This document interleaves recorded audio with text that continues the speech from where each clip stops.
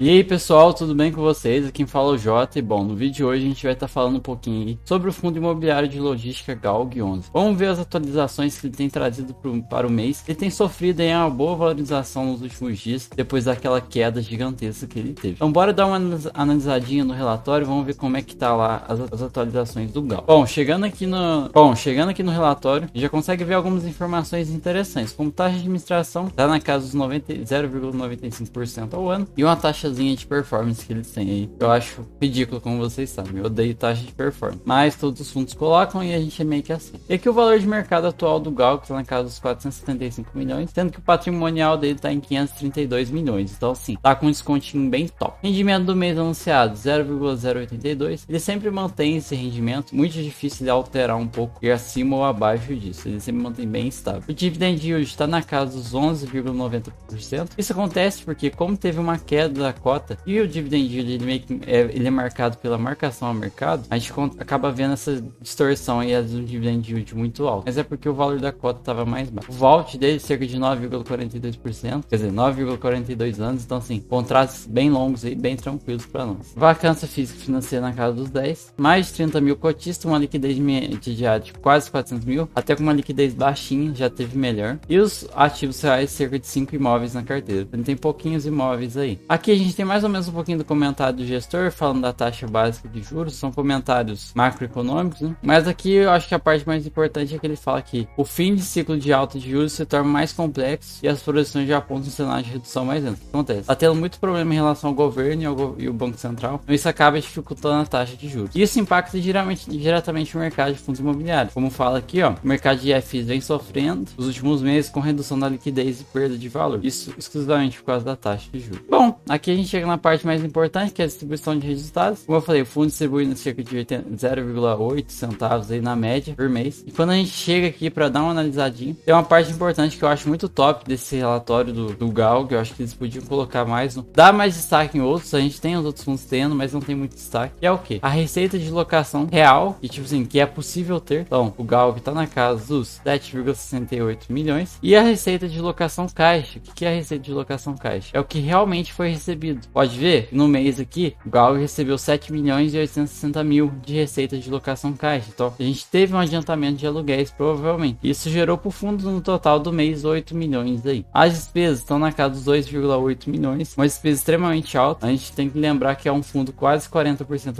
alavancado. Então, a gente tem as taxas de juros dos CRIs, vem cobrando todo mês. Isso acaba elevando um pouco a despesa do fundo. Então, no total, ele conseguiu um resultado aí de 5,173 milhões, dando um resultado por cota de 9 centavos por cota. E distribuiu aqueles mesmos 0,82 centavos. Gerou uma reservinha aí de 2 centavos para o fundo. E agora é esperar para ver como é que vai ser, se o fundo vai conseguir aumentar ainda mais essa receita de locação. E ver se há uma possível diminuição da taxa de juros. Essas despesas abaixam um pouco, porque estão bem altinhas. Aqui mostra um pouquinho da rentabilidade do Galg. E eu acho importante sempre destacar é o spread entre a NNTB e o fundo, que está na casa dos 5,71%. Então, assim, é um spread bom, muito excelente, 5,71% acima do NNTB. Dizer que o Galg está rendendo um pouco, vamos dizer, 5% a mais que a renda fixa. Liquidez média diária, 393 mil, como eu falei para vocês. O número de cotistas que tem entrado tem diminuído conforme é o tempo. Isso, inclusive, faz com que o volume também tenha dado uma baixada bem grande. Saiu da casa dos 60 milhões ali em dezembro para menos de 10 milhões. E aqui mostra os imóveis do fundo, todos os contratos atípicos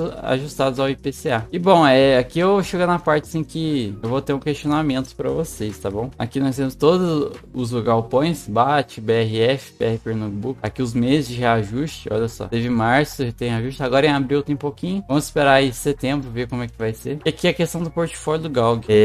Entra na parte do questionamento da parte da dívida também. Porque assim, os prazos são iguais ao contrato de locação, tudo isso é bem ajustado, tem uma alavancagem bem grandinha. Só que o que fica o questionamento são imóveis muito específicos, por exemplo, na questão da BAT, da Souza Cruz aqui. Será que a gente vê que é um imóvel, uma fábrica? Mas assim, eu acredito que seja muito específico, sabe? Se a BAT sai daqui hoje, a Souza Cruz sai daqui hoje, como é que fica? Será que alguma empresa consegue alocar rapidamente aqui? Se dá um problema na BAT, eles param de pagar, entram numa recuperação judicial. Tá bom, o que vai acontecer? Como é que o fundo vai pagar os CRIs? Em todo esse questionamento. BRF eu já fico mais tranquilo, são fundos mais logísticos. logísticos. Então assim, BRF saiu daqui hoje, amanhã dá sim para entrar alguém e alocar. Porém, esse da Souza Cruz é o que me preocupa, porque a gente tem quase mais de 80 mil metros quadrados de área locável, porém é algo muito específico. Então acaba, como é o caso da Air Liquide também, tanto em São José dos Campos como em Canoas, são locais muito específicos. Por exemplo, para uma empresa se alocar aqui, vai ter que com certeza fazer uma série de, se não for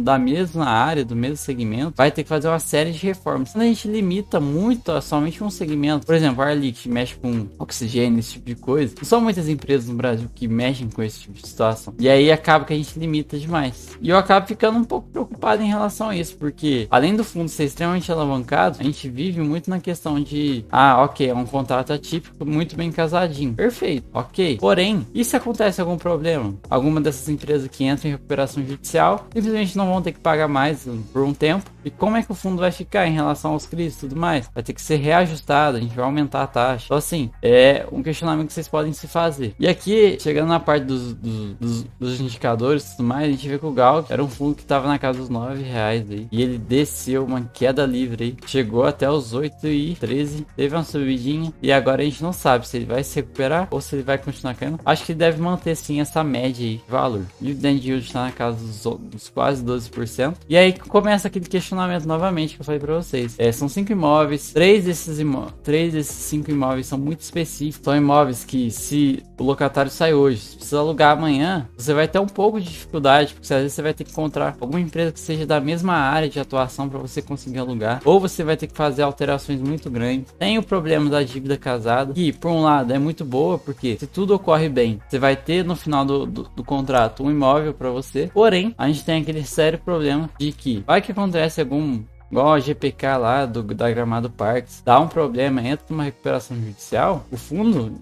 de qualquer maneira vai ter que continuar pagando essa dívida. E o que ele vai fazer? Não vai pagar? Vai aumentar ainda mais? Então assim, por esse motivo que eu preferi, eu era cotista do Galg há um tempo atrás, tinha pouquinhas cotas, acho que foi depois do MXRF11 foi o primeiro fundo que eu comprei, deve ter umas 2 cotas, 3, 5 cotas dele, que eu parei de aportar por muito tempo. Eu comecei a entender um pouco mais do mercado, estudar mais essa questão de alavancagem, e eu preferi ficar de fora. E hoje eu invisto em outros fundos, que às vezes são até um pouco mais caros, pagam menos dividendos, mas assim, são imóveis que, se sai hoje uma empresa de logística, amanhã tem outra, dá para entrar um supermercado, qualquer coisa consegue entrar nessas áreas. Então acaba que tem uma maior diversificação e uma maior segurança. E o problema da alavancagem também me incomodou por muito tempo, por isso que eu resolvi sair de ficar fora do Galg. Mas de qualquer maneira, ele ainda assim é um bom fundo. Como eu falei, o cenário ideal, como que a gente está vivendo no momento, ele é um fundo excelente, pagando um fundo de tijolo aí custando menos de R$10, pagando de 12% ao ano, é excelente. Porém, a gente tem que ficar sempre monitorando a situação da alavancagem, como que tá a situação dos inquilinos, tá? A Souza Cruz tá bem, a Air Liquide tá bem, como que tá a situação financeira. Sempre se antevendo ao mercado, para não ser pego de surpresa. O patrimonial por cota